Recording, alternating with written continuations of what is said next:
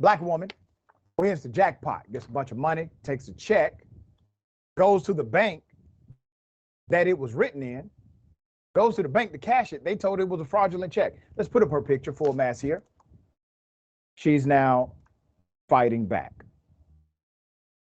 The bank refused to deposit this black woman's check. She is a Detroit public schools retiree.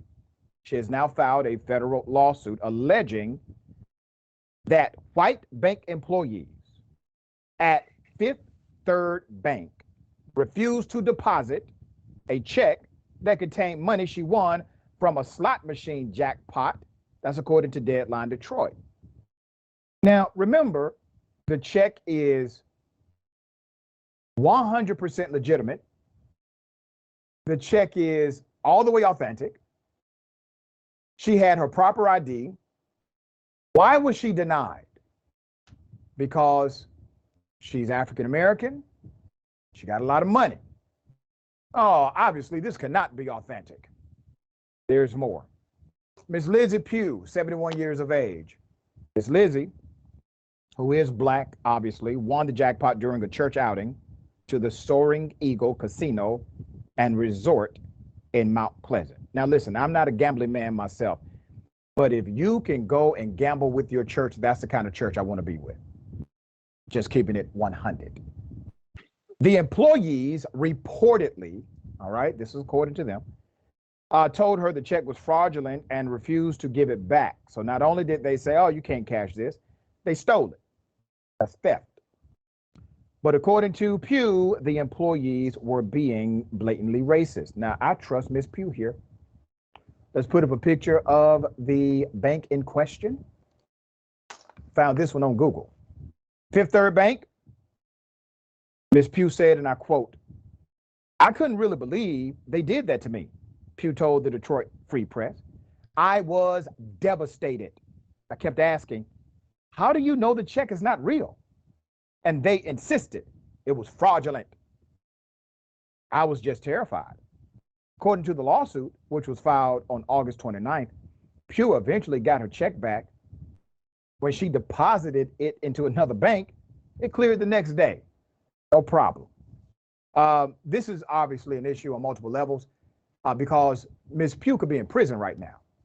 Yeah, she could be in prison for the amount of money she was trying to cash, trying to deposit check, right? For the amount of money, she could have gone to jail that day because somebody made a decision and said, well, we're going to just say this is a fraudulent check.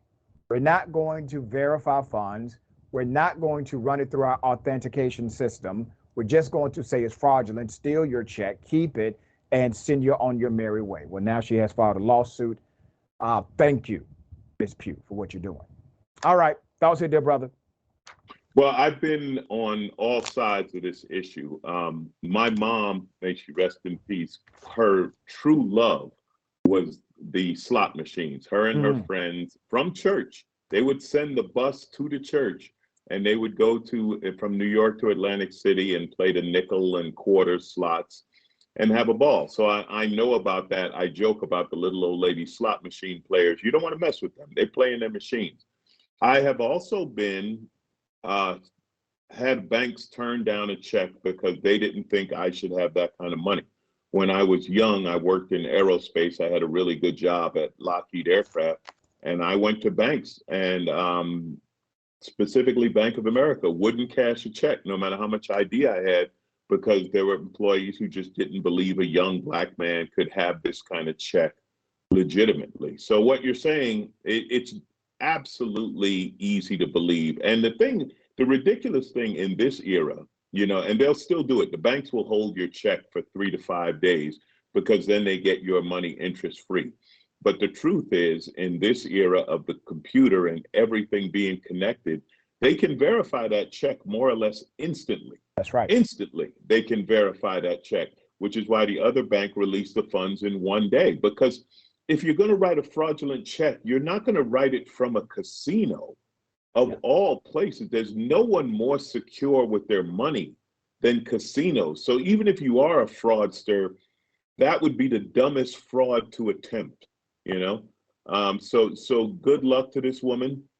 I hope she does sue, and I hope the bank fires those employees. The problem is when these employees do something racist, sexist, or whatever else, they cost the company money, they cost the city money, they cost money to whatever employer it is, and they don't get rid of them. They just pay the fine and keep on moving and keep those employees. Fire these people. Well said.